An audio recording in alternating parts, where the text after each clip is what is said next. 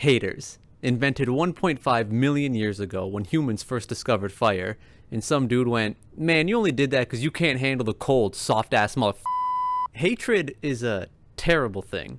It leads to pain, torment, and destruction, often not just for the hated, but also for the hater. At least that's what we've been told. I've come to realize that hatred is really not a bad thing. It's not even a necessary evil. I think hatred is an outright positive. Look, there's only so much positivity and joy in the universe. It's a finite resource, like helium or fellatio. So it makes efficient sense that you would spend your energy spreading hate and strife as much as possible to free up that positive universal energy, not just for yourself, but also to ensure that it comes into other people's lives through different channels. If everyone just gives each other the basic courtesy amount of positive interactions and support, then that's going to equal out with the basic amount of hatred and pain, leading to a boring, uneventful, grayscale life. No. People need extreme bouts of hatred and agony. That way they can experience extreme bouts of love and joy. It creates a very exciting, contrasted life. Hating is great for your health. Stress, anxiety, self-doubt, these things are detrimental not only mentally, but physically. They make your joints ache, your stomach acid tries to escape your body through whatever orifice it can find, your skin starts breaking out because of the stomach acid. It's horrible. The reason for this is because these ailments are manifestations of hatred you are holding within yourself. That hatred sits in there and builds up and then corrodes your body from the inside out. It is very important that you externalize all of your hatred. Don't let it sit and rot inside of you. Let it out for the whole world to see and feel. If you experience any hardship or inconvenience, no matter how minor, it's only fair that you make it everyone else's problem. Nothing is more motivating than spite. If you are struggling with motivation, let's say maybe you find yourself sitting in the gym parking lot hoping that last night aliens came down to Earth and stole all the squat racks so you have an excuse to skip leg day. There's an easy solution. Just imagine that all of your enemies are preying on your downfall. Okay. First imagine that you have enemies. Now, imagine that your enemies are preying on your downfall. And the best way that you can spite them is to succeed and then flaunt your success. Now you can take that concept and apply it to others as well by becoming their enemy. By being someone's hater, you can give them the motivation they need to get past a plateau, to convince themselves to keep going. You can be the reason someone makes a great positive change in their life because they just so desperately want you to shut the fuck up. Like how LeBron James found a brand new spark for life at the age of 40, which is roughly 95 in athlete years, when Mississauga legend Dylan Brooks called him and I do believe this is a direct quote, washed up old bitch, and then punched him in the dick.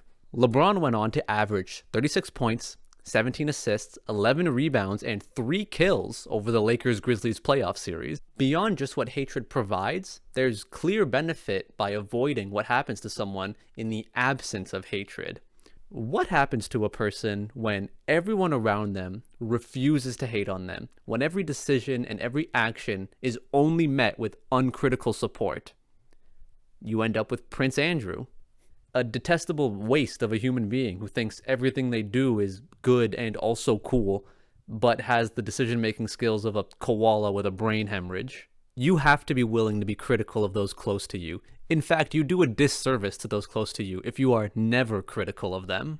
So with the clear benefits of hating laid out, you might be wondering, how should you hate?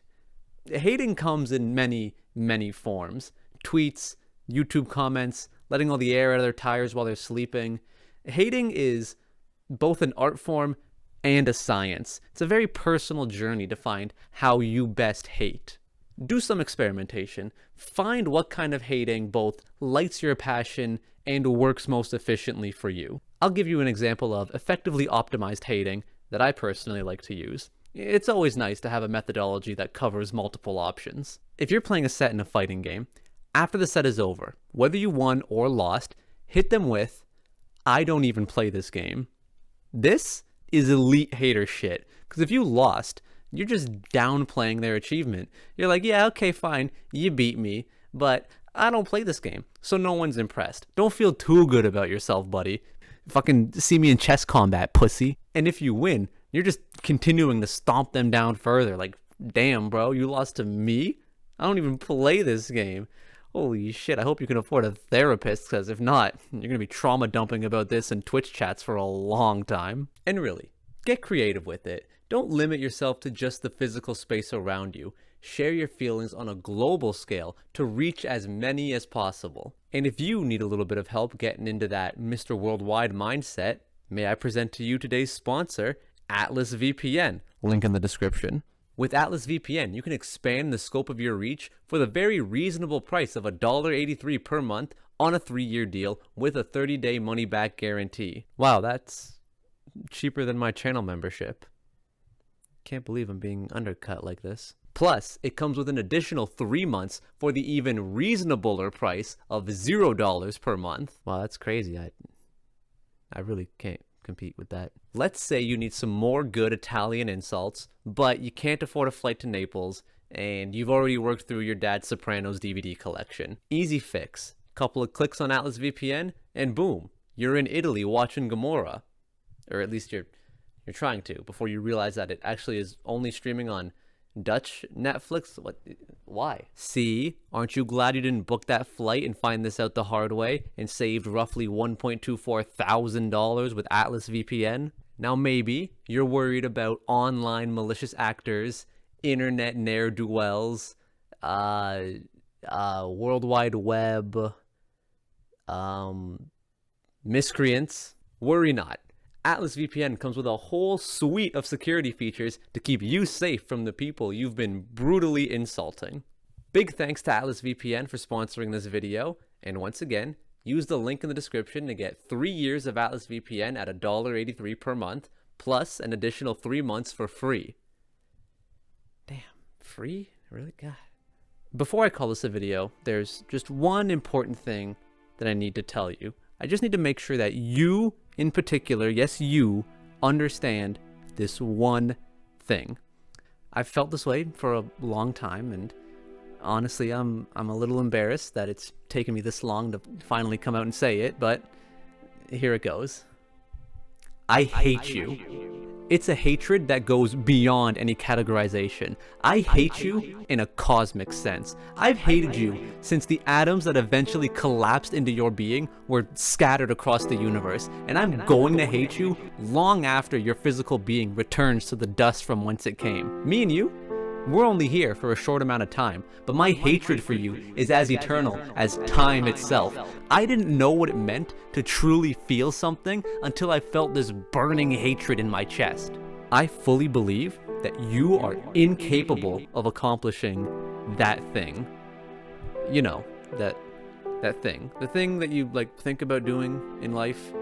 Maybe you've talked about it with friends every now and then. It's that thing. You know what I'm talking about. That thing. You can't do it. If you had a million lifetimes, you couldn't do it. So remember, if you're ever feeling down, if you're ever doubting yourself, remember that I'm here. And I don't believe in you. And I hate you. With my entire heart and soul and everything else. And the only thing there is for you to do is to keep going. Keep trying to prove me wrong. That's what I want you to do, at least. As your #1 hater, if you really do just lie down and give up, well, that doesn't really leave me with much to hate on, does it?